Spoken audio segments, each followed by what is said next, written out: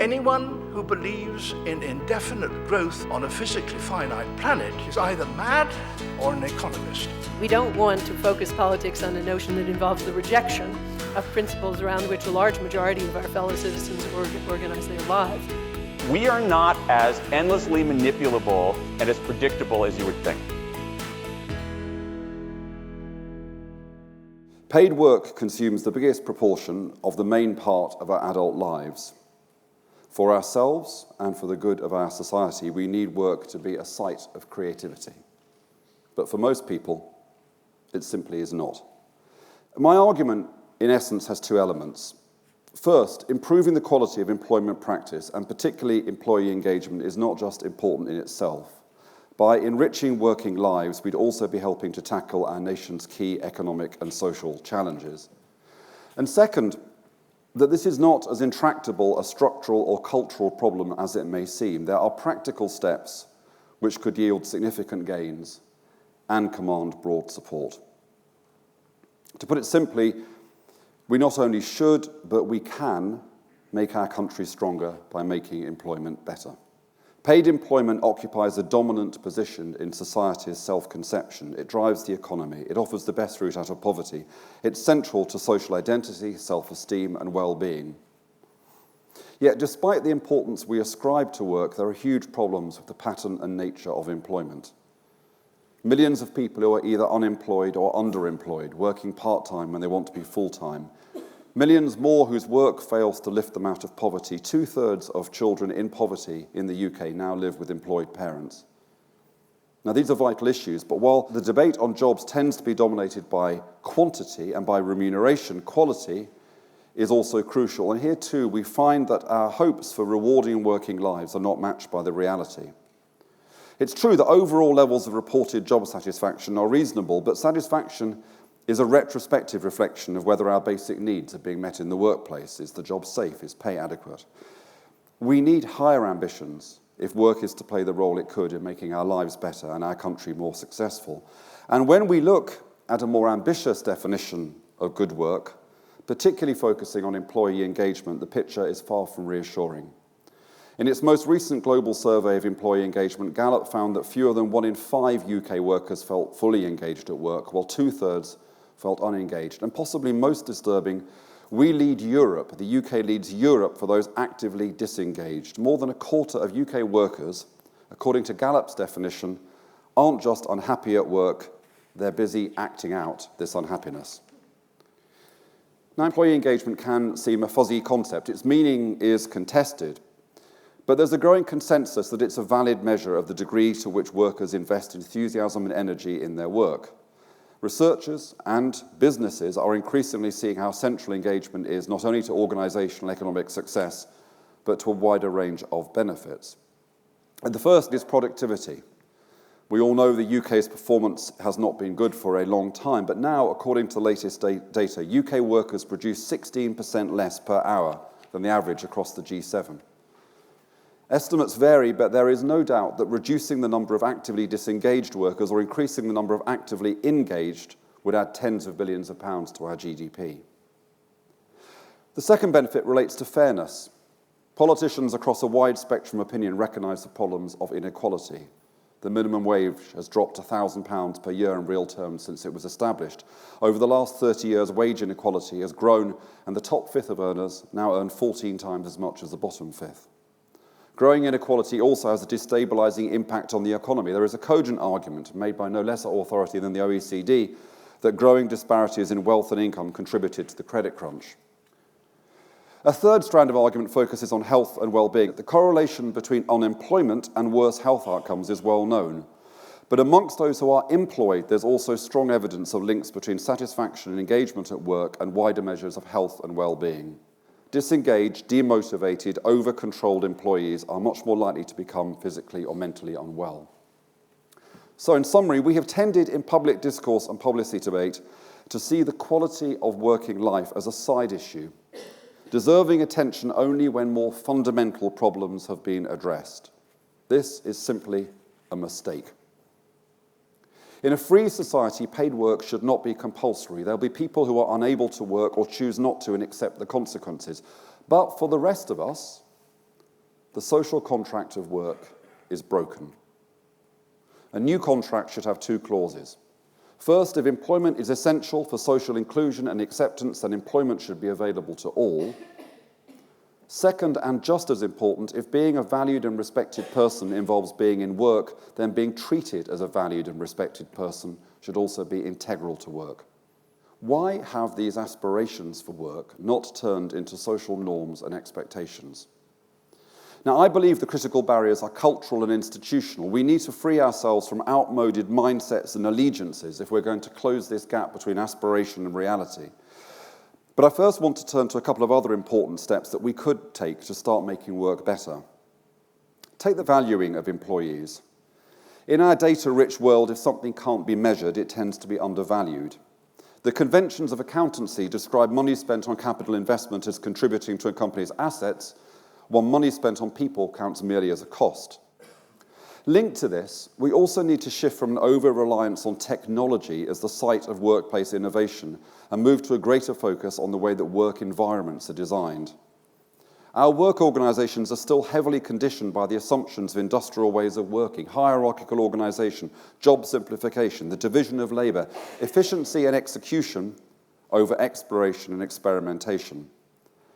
A few radical work organisations have always existed at the margins, reminding those in the mainstream that work doesn't have to be this way. It can be unbureaucratic, purpose-driven, highly autonomous, multi-skilled, collaborative, and deeply satisfying. Unfortunately, the appetite for experimentation seems limited in traditional sectors and well-established businesses and professions, perhaps not in the more creative sectors and among startups. The genuine exceptions are rare, they're often repeated. Semco, as it was. W.L. Gore, the Mondragon Cooperative. John Lewis is rightly and widely praised, and there's widespread enthusiasm for mutuals and cooperatives. Yet different forms of governance are not necessarily reflected in innovative forms of employment. So we should be helping organisations question the way they work, supporting reform and innovation. We want to find organisations designed and run specifically to optimise work engagement. The aim is to learn from them, to use them as inspiration, and to partner them with other businesses keen to trial new ways of doing things.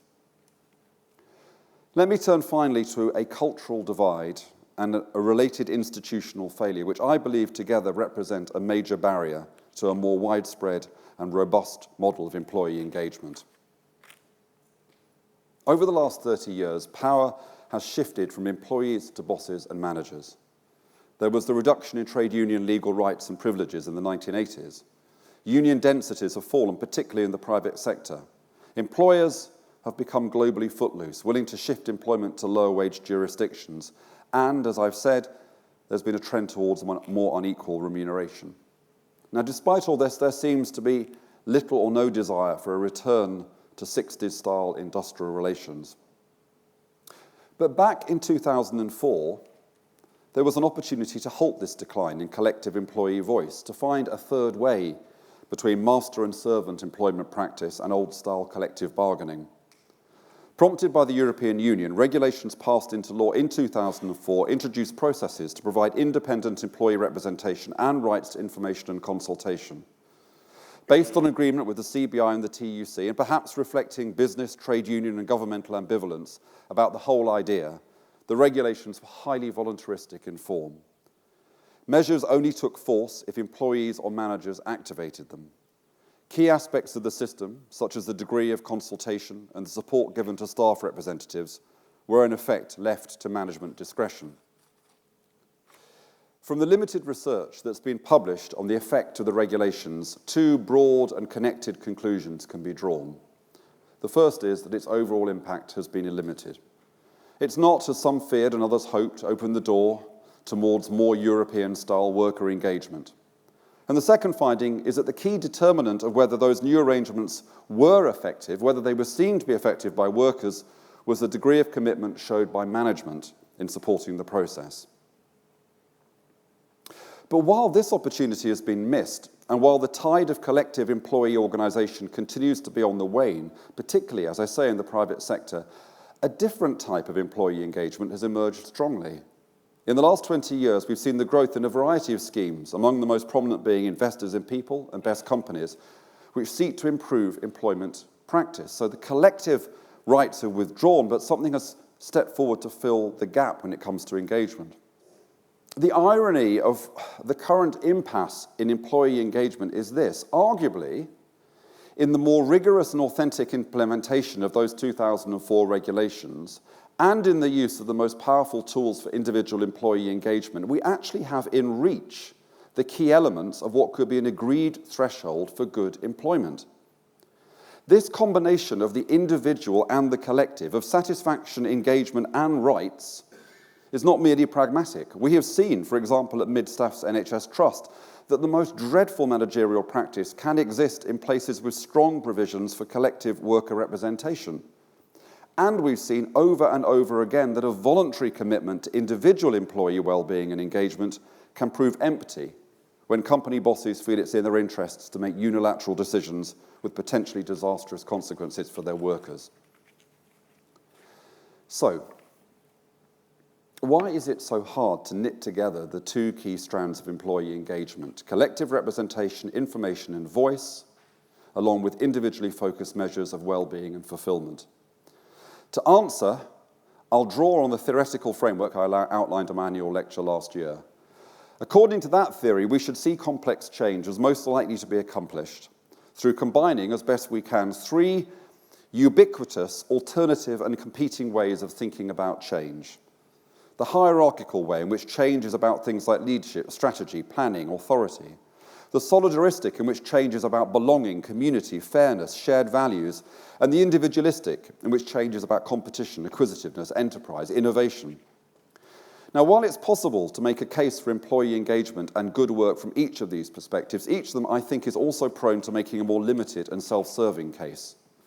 From a hierarchical viewpoint, better employment practice, including employee engagement, can be seen merely as a more benign way for managers to get what they want, contented, compliant employees. There's less enthusiasm for giving employees an independent voice for concerns and criticisms, or for engaging with employees to build agreement to changes which impact staff. From a solidaristic viewpoint, employee engagement can be supported in as much as it delivers genuine gains for workers. However, the idea of working with employers to develop a sense of shared purpose, mutual responsibility, is viewed with a certain skepticism, given the assumption often reinforced by managerial behaviour that ultimately the interests of bosses and workers are in conflict. The British trade union movement has always traditionally preferred to rely on industrial muscle rather than organisational partnership. Employee autonomy, satisfaction and engagement are all very well from this perspective, but what matters most are representation and rights. And from an individualist perspective, good employment practice is to be preferred to bad, but in reality, the responsibility for making good work lies with the individual. Organisational arrangements and culture are all very well, but ultimately what matters is a scope for individuals to get ahead through their own efforts. Work is a means to an end. Anything on top is a bonus. So I believe that the predispositions and camps associated with those mindsets help to explain this gap, this perplexing gap between rhetoric and practice on good employment. Instead of an adherence, respectively, to authoritarianism, adversarialism, and instrumentality, we need managers to aspire to pluralism, workers' representatives to partnership, and all of us to fulfillment at work. Which brings me to a modest concluding proposal, intended to act as a platform for spreading high-quality employee engagement. Could an alliance be forged between progressive employers, modern trade unions, and employee engagement organisations such as Investors in People, Best Companies, Engage for Success? The goal of this alliance would be to define and promulgate a framework of basic provisions, primarily a robust and transparent measure of individual employee experience, engagement and well-being, and the provision of collective representation, information and consultation. And these together would enable organisations to receive the designation of good employer. Any organisation wanting that status could choose from a wide number of accredited organisations, from trade unions to HR consultancies. So the framework will provide the basis for a lively marketplace and employment partners, but will not act as a meal ticket to any. Given the evidence of the positive externalities of good employment practice and the existence of a substantive but flexible framework such as this, could we over time seek to make good employer status something which, although entirely voluntary, would be seen as vital to a company's social license to operate, and that would influence the choices of consumers and investors? Could it, for example, bring into play the provisions of the Social Value Act, enabling public authorities to consider wider social benefits in making procurement decisions. If managers accept that robust employee engagement has to include representation and voice, and if the champions of workers recognise that most employees see no inherent conflict between their interests and those of their organisation, then might it be possible to overcome the long legacy of poor management and industrial strife and aim for a full sense of engagement to be the experience of the vast majority, not the lucky minority? A new engagement framework can take us some way forward, but we shouldn't forget the importance of individual aspiration or the idea of responsibility. Survey after survey shows that one of the key determinants of whether we enjoy work and whether it's good for us is the degree of autonomy we feel we have in our jobs. This may be one reason we've seen a rapid rise in self-employment and, as RSA work has charted, the proportion of young people who aspire to be their own bosses. But most of us will continue to work in organisations. The least well-paid workers tend to have the least control at work, but disengagement is a phenomenon across the labour market. In an outspoken recent article, which seemed to strike a chord with readers all around the world, the LSE's David Graeber asked why so many people are in what he calls bullshit jobs. He quotes a successful corporate lawyer who says his job is utterly meaningless, contributes nothing to the world, and should not really exist. In a similar vein, the Microsoft study I quoted earlier found that nearly 4 in 5 office workers consider a sufficient measure of a successful day at work to be simply that they clear their email inbox. Now, it's not for me to comment on the value of corporate law or office work, but we can hardly expect human dignity and fulfillment, which is ultimately the measure of better work, if we do not ourselves seek it. Graeber reminds us that reform and innovation will only come about if we as workers are able to move beyond a deficient, instrumental, and unquestioning attitude to our jobs. Good for us, good for our organisations, and good for our country. Better work should be everyone's business. I'd like, if I may, Matthew, to ask you, when you're thinking about this frustration of getting this topic, do you think in the end it's going to come more top-down or bottom-up? Is it going to be frustrated employees, a quarter of whom, are they going to start to kind of rebel in some way? Is that the route? Or is there going to be that we've really got to harness chief executives and leaders and thought leaders and work it more? How do you think about that? Well, that theoretical framework that I used, hierarchical, solidaristic, individualistic, says that in the end, if you want to solve complex problems, this is a complex problem, you need what it calls clumsy solutions, which is you need solutions which combine all those three perspectives. And I think in the end, this isn't going to change until you get to that kind of tipping point where sufficient people who feel that their primary role is representing the interests of workers, however that is broadly expressed, sufficient managers and sufficient individuals themselves. Now, I think there are trends that point all in that direction. And I think, interestingly, one of the challenges here might simply be that the best people simply don't want to work in organisations anymore. So what might drive this, actually, is simply young, talented people, not necessarily young, but generally young, talented people. And, the RSA's work has demonstrated this, the ever-growing appetite for those people to be setting up their own enterprises, possibly on their own, possibly just with 2 or 3 other people. But the point is, they don't really want to be. They have watched their parents working for bureaucracies and they haven't liked what they've seen. They've watched their parents coming home from work and drinking a bottle of Merlot and staggering into work the next day and thought, that's really not for me. So, where the precise driver is, I don't know, but it is going to require a combination of all those 3 things, because I think that none of those 3 perspectives, not just individual aspiration, not just kind of those people who want workers to have a better experience, and not just benign managers. None of them can do it on their own. That's why it's intractable. It requires a point at which an alliance emerges. Now, once that alliance is there, then I think progress is very possible, because unlike most other intractable issues that I could name, actually people agree about this. The difficulty of this issue, we've tried to get the media interested today, and despite the fact that it's me, which is inherently fascinating, we found it quite difficult, because what the media say is, oh, yeah, of course. But yet, as we know from the statistics, it's not of course. So, what we've got here is a kind of tacit majority But we're going to need that moment of alliance, which is why I made the suggestion that I made, to turn it into a social norm.